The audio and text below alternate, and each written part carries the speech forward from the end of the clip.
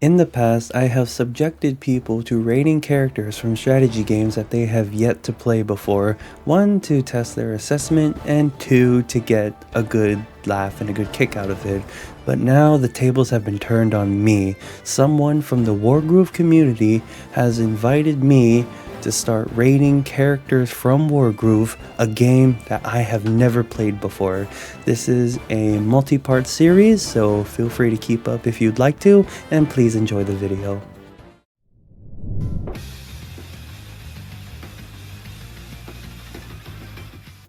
Moving on to the Heavensong Empire. Heavensong. That's a sweet name. Alright, first off, we have the Empress of Heavensong, Tenri, Master of Wind. Winds! Obey my command! Sorry, I'm so sorry. Tenri's groove is she is very slow. We have been getting a couple very slows in a row. We are getting It's like the wait, ladder. Wait, that's actually three. That's actually three in a row. Tenri's tier 1 allows her to grab a unit within 5 tiles, not a commander unit. Well, actually she can grab herself with it, but she can't grab enemy commanders. Okay. And she moves it within 5 tiles of somewhere else around her. So for example, this mage, I can move it within 5 tiles anywhere. And importantly, it keeps its turn when I do this. Oh, it moves around her. Okay. Yeah. So I can groove the mage to then move it to kill the dragon, for example. Ooh. Or I could... No. No way. No, don't tell me. Sparky, don't do this to me. Yoink. Oh grab the opposing trebuchet. God. You're kidding? Oh wait, yeah, let's that's see. right. She's grabbing. Of course. She grabbed an enemy trebuchet. Yeah.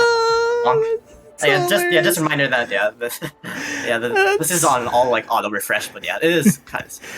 And onto her tier 2. Yeah, auto refresh, but yeah, just like I think doing that for one turn is just really. Yeah. Units. Her range goes from 5 tiles grab to 5 grabbing from 5 tiles away to 8 tiles away. She can grab a vine? I actually forgot she could do this. But yeah, she can. I forgot that these aren't actually immovable objects. Some commanders are. Like, Emmerich Crystal is immovable. Oh, there's somebody else that has immovable later, but I forgot that vines are movable. Okay. Wow, okay. So let's see. So the tier 2, in addition to the extra range, it now pushes all units within 1 tile of the landing zone. Unlike Ragna's, this includes your own units. Oh. And one final thing which the codex doesn't mention for some reason, I forget if this got added later, but all units adjacent to the landing site take 50% damage, 50% commander damage. Like Wargroove damage. Yeah, groove damage. So like for example, I'm just gonna groove Tenri back over here. Okay. And then. Oh, I forgot she can move her. I forgot she can move herself. That's right. Yeah. She does not retain an action after that though. Oh, okay. So she's using her own turn for it. It was an action that was used up. Okay. Yeah. So she can't attack after it. So it's specifically just for movement if you want to use it on herself, basically. Okay. Man, I like her a lot. I really do. I feel like with Ragna, you're putting your commander in a position that is very dangerous. So you're gonna have to commit more time into making sure that you want to keep them protected. Like if you're moving in a copter to kill something, you know it's gonna die to an anti-air. So you put other units around that copter to keep it safe. They cover. Yeah, well, yeah. I feel like if you're gonna do that with Ragna, you're gonna get some kills, but then you have to like commit other units to try to make sure that she doesn't die, or else you lose the game. With Tenri, she could use herself or another unit, and if that unit dies, you're still alive, but you've probably made a significant impact, killing a lot of enemies. Because I think movement manipulation is really strong. I don't know if there's like too many of that in Advance Wars. Oh, you just paused it. Okay. I don't think there's too many of that in Advance Wars, but wow. Wow, I think I think if used right, that's a really good effect, and if it's used incorrectly, then it's a very terrible effect. But we're talking about like the context of a tournament. So everyone has like a good amount of experience using these characters. I think, and this might just be some like unfair bias because I did watch the grand finals. But but like now that I have like a full in-depth look of her, it's really impressive, and I just feel like there's like so many things you could do with this ability. I think I will also put Tenri in S tier. Alrighty then. Alright, on to Ryota, General of Heavensong's armies. Ryota? Yeah. Hi there. He's a good looking guy. Yeah. So one thing I want to say, he is the only commander in the game that has a fast charge tier 1 groove. Oh, tier 1 is fast. Yeah, so he's the only one that has a 75 cost tier 1 groove, so he's faster than everybody else. Okay, I hope it's Artorigold, or it's... Alright, so his groove is Blade Dash. He can cross up to 5 tiles, and he does 25% groove damage to all enemies he crosses on the way. And he can change direction at any point. And again, he can't go diagonal because Wargroove said otherwise. Yes. 25 groove damage, okay. Yeah. So this like slightly softens up like swords. Can he go backwards? You cannot go back on the same path, no. Okay, that's... So it has to be different. Okay, that's awkward then. Alright. And then for his tier 2. For his tier 2, he gets double the movement. It's also medium charge, by the way. Okay. He gets double the movement at 10 tiles, double the damage at 50 groove, and all enemy units hit by this lose 1 movement on their following turn. Oh. Notably, something funny about this is knights. It's specifically they have to travel 6 tiles. This means you turn off the crit condition for a turn. Ooh, okay. And so yeah, this that's what the 10 tiles looks like. That's ridiculous.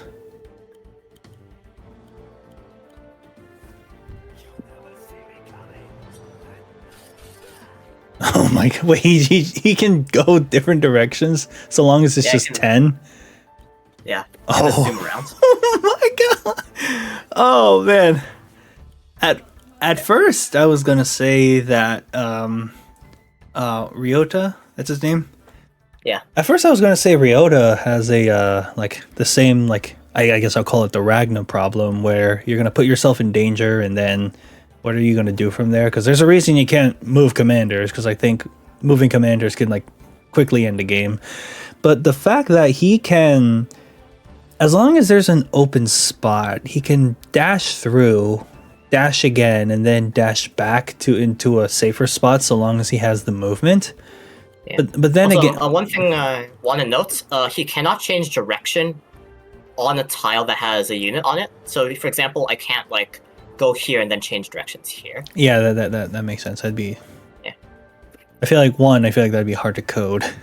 Does he damage his own guys? No, he does not. Okay. His only enemies. Okay, alright. So...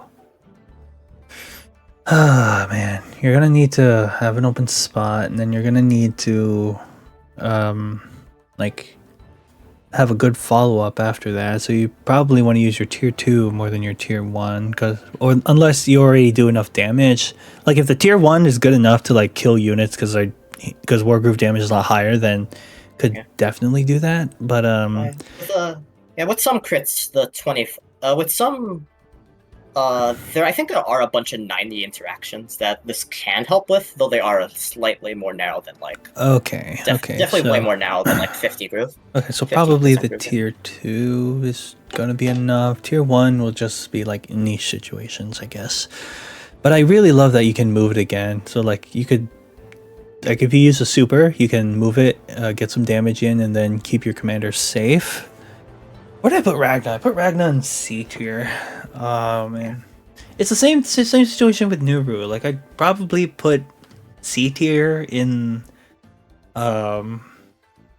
C tier just for the tier 1, but then it's weird because the tier 2 makes it feel like it could be A tier, but how often are you gonna have a situation where you can just make a U-turn blade dash, which kind of makes me want to drop it to B tier. I think I will go ahead and put Ryota in B tier. All right then. Moving on to Koji, the Prince of Heavensong, who wields his very own battle mech. Wait. Koji's a little guy? Aww. Yeah, Koji is actually yeah, he just walks in with his giant mech. You're pulling the string. Oh wow. What a crafty. I think he calls it a battle puppet. Is exactly what he calls it. I think. What a crafty kid. Yeah. So yeah, Koji's tier 1 is Sparrow Bombs. He creates 2 units adjacent to him. These are air units. They do have a different movement type than air units, though. They have their own bomb movement type, which allows them to move over flagstone. And that's basically it. This is suggested they don't screw by flagstone. Okay. And they are not. They have the ability to explode, dealing 50% groove damage to all adjacent enemies. So, for example.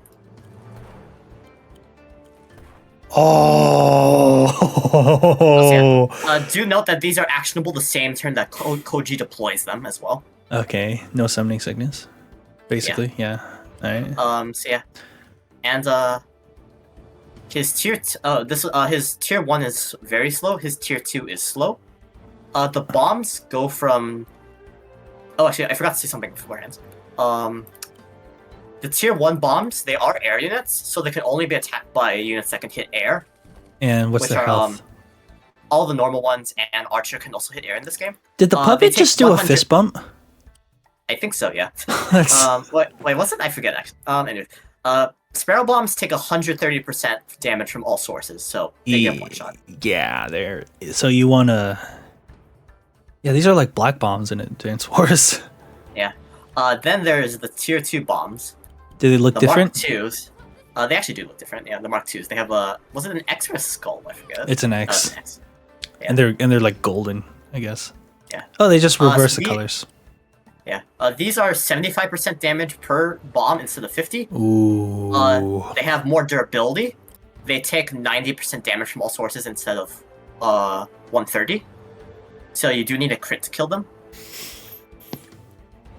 Unless you have some other chip, of course. Okay. And they also... And finally... Oh, what was their damage again? They're 75%. No, I mean how much they take again? 90. They take 90. Okay, alright, so they can survive most hits. They survive, yeah. Barely one hit. And the bombs also push back all units 1 tile.